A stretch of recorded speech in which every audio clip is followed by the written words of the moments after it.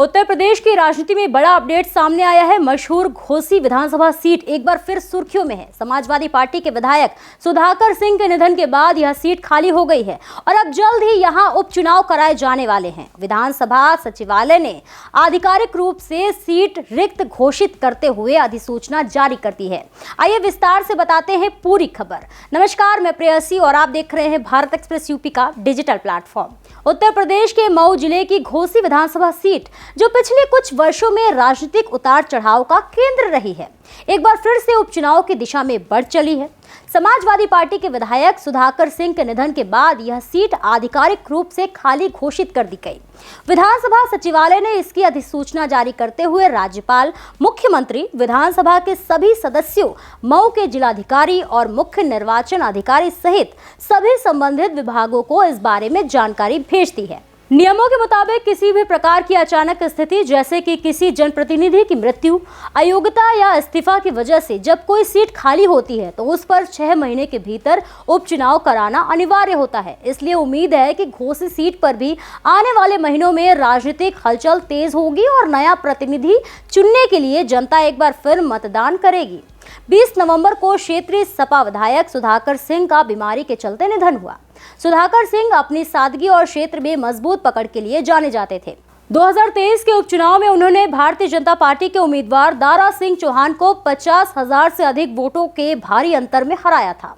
यह जीत न सिर्फ सपा के लिए बड़ी उपलब्धि थी बल्कि घोसी सीट की राजनीति का रुख ही बदल दिया था। घोसी सीट क्यों खास है, ये भी जान लेते हैं। मऊ की घोसी विधानसभा सीट पिछले कुछ वर्षों में लगातार चर्चा में रही है। इसका कारण है यहां होने वाले राजनीतिक उतार चढ़ाव और दल बदल की घटनाएं। 2022 के चुनाव में यह सीट तब सुर्खियों में आई जब दारा सिंह चौहान ने समाजवादी पार्टी में शामिल होकर चुनाव जीता, लेकिन कुछ ही समय बाद उन्होंने विधायक पद से इस्तीफा देकर फिर से भाजपा का दामन थाम लिया। उनके इस्तीफे के बाद 2023 में उपचुनाव हुआ जिसमें सपा ने सुधाकर सिंह को मैदान में उतारा।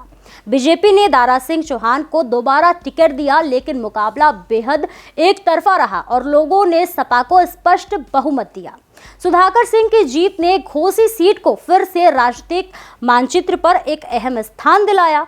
अब जब सुधाकर सिंह के निधन के बाद सीट खाली है तो एक बार फिर से घोसी में बीजेपी और सपा के बीच कड़ा मुकाबला देखने को मिल सकता है। दोनों पार्टियां पहले से ही रणनीति तैयार करने में जुट सकती हैं, क्योंकि 2027 के विधानसभा चुनाव से पहले यह उपचुनाव राजनीतिक रूप से बेहद महत्वपूर्ण माना जा रहा है। घोसी सीट का सामाजिक समीकरण, मतदाताओं का मूड और पिछले 2 उपचुनाव का रुझान, ये सभी कारक आने वाले उपचुनाव को बेहद दिलचस्प बनाने वाले हैं। अब सभी की निगाहें चुनाव आयोग की तरफ हैं कि उपचुनाव की आधिकारिक तारीख कब घोषित होगी। लेकिन इतना तय है कि मऊ की घोसी विधानसभा सीट पर एक बार फिर चुनावी बिसात बिछ चुकी है और राजनीतिक दलों के बीच मुकाबला बेहद रोमांचक होने वाला है। फिलहाल के लिए इतना ही। ऐसे ही और भी तमाम खबरों को देखने के लिए देखते रहिए भारत एक्सप्रेस यूपी।